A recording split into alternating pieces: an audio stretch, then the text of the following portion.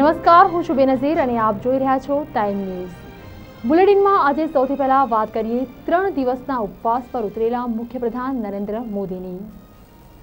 ગુજરાત અને દેશના રાજકારણમાં લાંબા ગાળાની રાજકીય અસરો સર્જનાર સદભાવના વિરુદ્ધ સત્યાગ્રહ ઉપવાસનો આજે અનુક્રમે ભાજપ અને કોંગ્રેસ છાવણી દ્વારા વિવાદોની વચ્ચે પ્રારંભ થયો છે।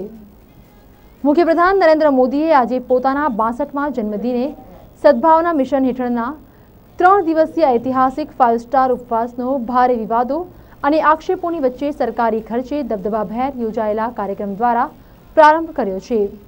ઉપવાસના સ્થળ ગુજરાત યુનિવર્સિટી એક્ઝિબિશન હોલમાં એર કન્ડિશનના શીતળ વાતાવરણમાં મોદીએ સવારે 10 વાગ્યે ઉપવાસનો પ્રારંભ કર્યો હતો।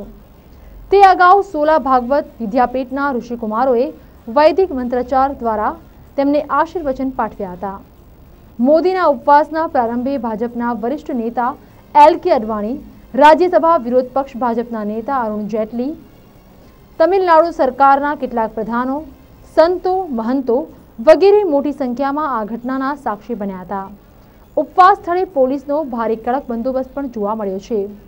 જોકે બીજી બાજુ મોદીના 5 સ્ટાર અને હાઈ-ફાઈ ઉપવાસની સામે કોંગ્રેસના અગ્રણીઓ શંકરસિંહ વાઘેલા, અર્જુન મોઢવાડિયા, શક્તિસિંહ ગોહિલે સાબરમતી ગાંધી આશ્રમની સામેની ફૂટપાથ પર પણ 3 દિવસીય ઉપવાસની શરૂઆત કરી છે।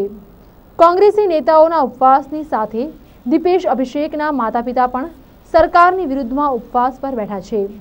બંને છાવણીમાં ઉપવાસને લઈને ભારે ઉત્સાહ, કુતૂહલ અને રોમાંચની સાથે સાથે ઇંતજારીનું વાતાવરણ પણ સર્જાયું છે કે બંને છાવણીના 3 દિવસના ઉપવાસનું પરિણામ શું આવશે। સદભાવના અને સૌહાર્દ માટે પોતાના 3 દિવસના ઉપવાસના આરંભે ગુજરાતના મુખ્યપ્રધાન નરેન્દ્ર મોદીએ જણાવ્યું હતું કે 2002ની કોમી હિંસા માટે અમારા દુઃખને કોઈએ સમજ્યું ન હતું અને કોઈએ પણ અમારા દુઃખમાં સાથ આપ્યા વગર જેમને પણ તક મળી તેઓ ગુજરાતને બદનામ કરતા રહ્યા। તેમ છતાં ગુજરાતે સંયમ રાખીને શાંતિ, સદભાવના અને ભાઈચારા સાથે રાજ્યની વિકાસ યાત્રા અવિરત જારી રાખીને ગુજરાતે વિકાસની સર્વોચ્ચ ઊંચાઈઓ સર કરી હતી। મુખ્યપ્રધાન નરેન્દ્ર મોદીએ પોતાના ઉપવાસના ઉદ્દેશ અંગે વાત કરતા જણાવ્યું કે આ ઉપવાસ કોઈની વિરુદ્ધ નથી, આ ઉપવાસ સદભાવના માટે છે અને સદભાવના સાથે વિકાસ સાધવા માટે છે। તેમણે જણાવ્યું છે કે ગુજરાત દેશની સેવા કરવા માંગે છે। અમારો રસ્તો ન્યાયનો જ રસ્તો છે, લોકતંત્રનો રસ્તો છે અને અમોને ખાતરી છે कि सद्भावना मिशन वोट बैंक राजकारण मृत्युघंट वगाड़शे। विराजमान सामाजिक राजनीतिक जीवन के सभी वरिष्ठ महानुभाव, भाइयों और बहनों,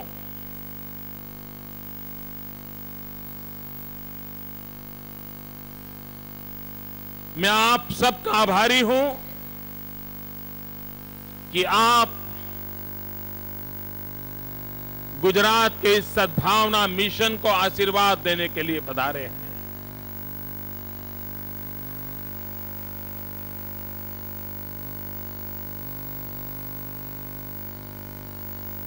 आज देश और दुनिया में गुजरात के विकास की चर्चा हो रही है, चाहे औद्योगिक विकास हो, कृषि विकास हो, ग्रामीण विकास हो, शहरी गरीबों की चिंता हो, शिक्षा क्षेत्र में बदलाव का प्रयास हो, आरोग्य की सेवाओं को सुचारू ढंग से आगे बढ़ाने का प्रयास हो, हर क्षेत्र में विकास की नई ऊंचाइयों को पार करने का गुजरात ने सफल प्रयास किया है।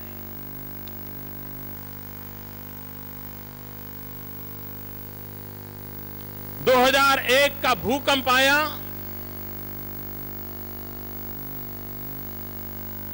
गुजरात मौत की चादर ओढ़ के सोया था।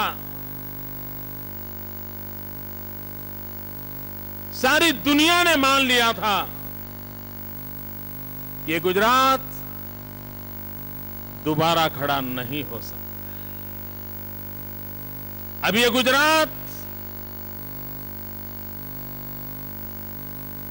पहले की भांति आगे बढ़ नहीं सकता है। गुजरात बर्बाद हो गया। ये मान्यता उस भीषण भूकंप के कारण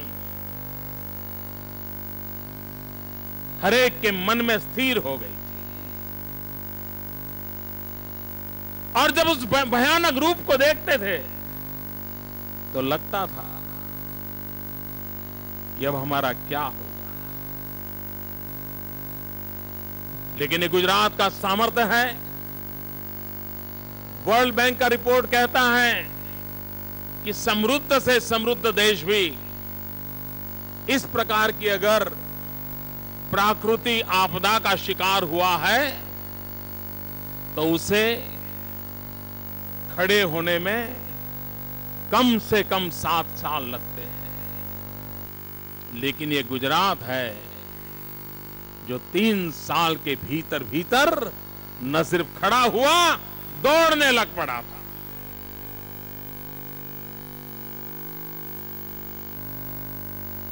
एक तरफ हमने भूकंप की मार झेली थी और 1 साल के भीतर भीतर हम कौमी दावानल के शिकार हो गए थे।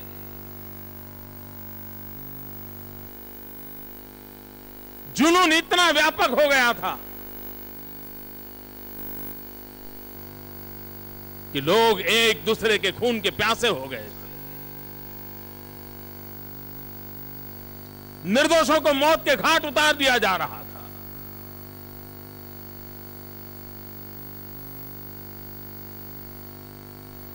स्थितियों को सामान्य करने के लिए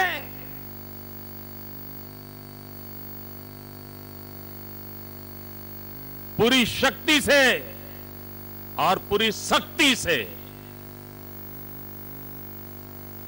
हम प्रयासरत थे।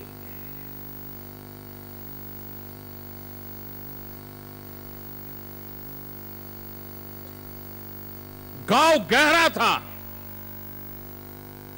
और फिर एक बार चर्चा चल पड़ी थी कि अब गुजरात फिर एक बार पीछे हट गया।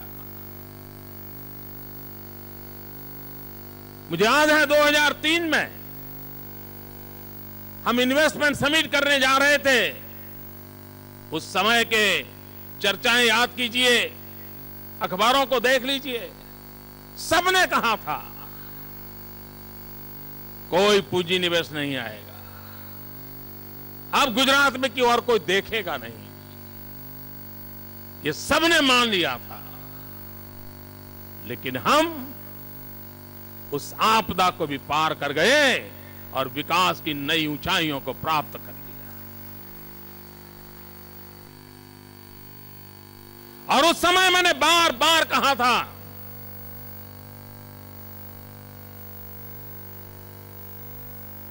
किसी भी सभ्य समाज को ऐसी घटनाएं शोभा नहीं देती है। लेकिन तब एक ऐसा बुखार था, एक ऐसा माहौल था कि हमारे इस दर्द को, हमारी इस पीड़ा को न कोई सुनने को तैयार था, न कोई समझने को तैयार था। जिसको मौका मिला गुजरात को कोसते रहे, बदनाम करते रहे। किसी ने साथ नहीं दिया। गुजरात को उसके नसीब पर छोड़ दिया गया। और तब गुजरात ने ठान ली कि हम